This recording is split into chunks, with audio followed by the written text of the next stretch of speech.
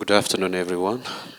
And then also thank you for giving me this opportunity to reflect upon the current situation in an historical perspective. So, as you know, since April 2018, Ethiopia is undergoing a process of reform.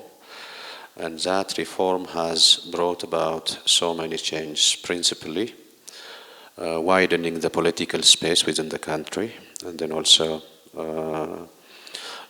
bringing many changes, which range from freeing political prisoners up to making peace with neighboring Eritrea.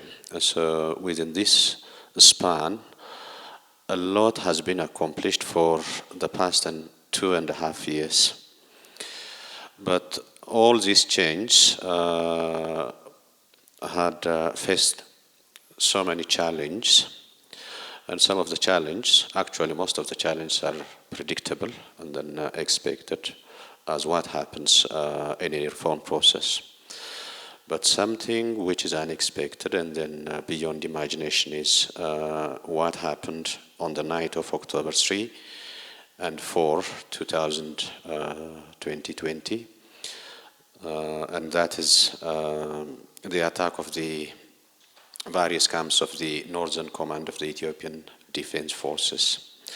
So this is an absolute act of lunacy and insanity, which had brought a lot of consequences for the TPLF, as well as which led us to the current situation.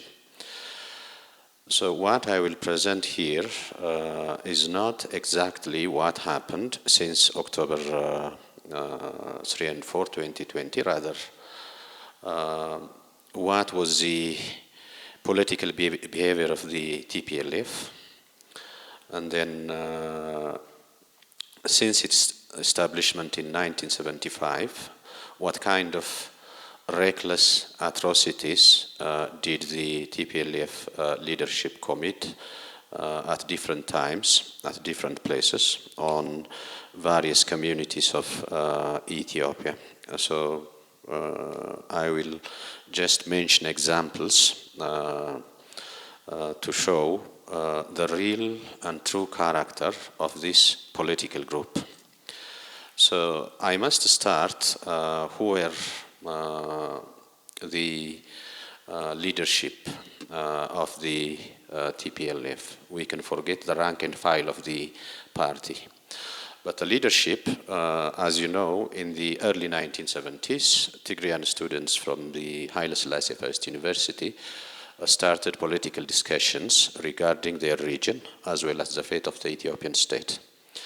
So within this process, what happened was two associations, a sort of associations emerged. One is the Political Association of Tigray, which included radical regional nationalists, and then the other is the Tigrayan University Students Association. They are not associations in the strict sense, but a sort of groups which made political discussions. So in 1974, some of them established what came to be known as the Tigrayan Liberation Front. And then in 1975, Marxist radicalists established the TPLF, Tigrayan People's Liberation Front. So as the atrocities of the TPLF starts from 1975, that atrocity was committed on their colleagues and then comrades. So the TPLF's first ruthless action was to liquidate the TLF, which was operating in some parts of Tigray, and that was done in a manner that was treacherous, and then also with executions. That was not the only thing. The TPLF always avoids discussions with other political parties. So in the late 1970s, two political groups were operating in the Tigray region. One is the Ethiopian Democratic Union, and then the other is the EPRP. So leaders of the TPLF actually, they have intimacy with leaders of the EPRP as well as the Ethiopian Democratic Union. So in 1976-78, TPLF liquidated EPRP, and then the last battle, the so-called Battle of Asimba, was not actually a battle. It was a massacre of most of the unarmed members of the EPRP, and then followed the EDU. These two incidents show, you see, TPLF from the very beginning does not have a culture of negotiation, and then also dealing with other political parties in a peaceful manner. 1985 again is an incident which tells us the true character of TPLF. In 1985, the TPLF made its first Congress, and then the Tigrayan Marxist-Leninist League was established. So with this political reform, the Adwa elite came to control the total leadership of the TPLF, and then what was known in history as the purge of 1985 started. So anybody who opposed the political leadership of the Adwa elite in the TPLF was purged. So that's why I say with this purge, almost more than 2,000 people within the ranks and files of the fighting force, and then also within the political rank were killed. Another thing again, which one can mention to show what the TPLF has been doing to civilians is the housing incidents which occurred on 22 June 1988. Historical sources on the bombing of housing actually come mostly from one source, and that is from the TPLF side, but living witnesses of the occurrence mostly tell us that the TPLF deliberately supplied false information for the Derg's army, and then as you see, what was captured, the image captured by cameras clearly shows that the TPLF deliberately set the event and then made the Derg to take action in order to mobilize the Tigrayan people, because that was a turning point in the history of the TPLF. Up to the incident of Hausen, TPLF's interest was to liberate Tigray, but by considering international situations as well as the weakening Derg, they wanted to proceed to the rest of Ethiopia, and then mobilizing the people was crucial at that time, but they used a very rude and merciless method to accomplish their objective.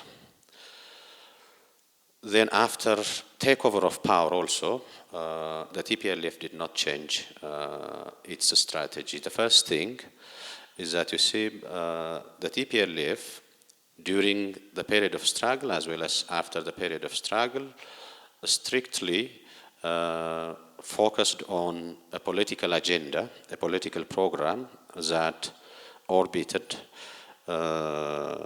ethnicity and ethno-nationalism. So unlike the expectation of many Ethiopian political parties and groups, TPLF, after establishing the EPRDF, you see, it established its own hegemony and continued its policies by crafting a constitution that served its own purpose. So what were the atrocities that were committed after it took control of state power? To begin with, it started summary executions.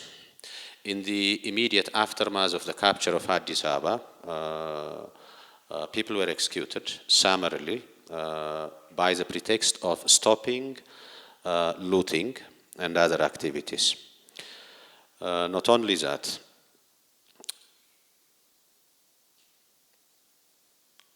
there are many, so to save time I have to, I think, go to more important and recent issues. The 2005 election also has shown the true characteristic of the TPLF. So following the election of 2005, there were opposition regarding the result of the election by the people of Addis Ababa and then also Amhara region and Oromia.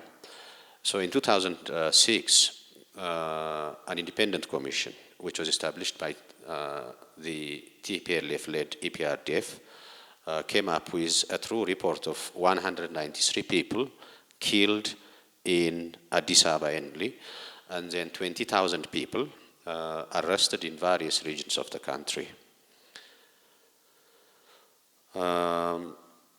Next to the election, most of the atrocities done by EPRDF are between 2060 and 2080, to mention some. The first is the repression of Muslims who demanded that the government should not involve in religious affairs and also in religious institutions. So that protest by the Muslims led to a long struggle that led to the arrest of its leaders and then also repression by force in many places. From 2016 to 18, mostly the repression focused in Amhara region and then Oromia region.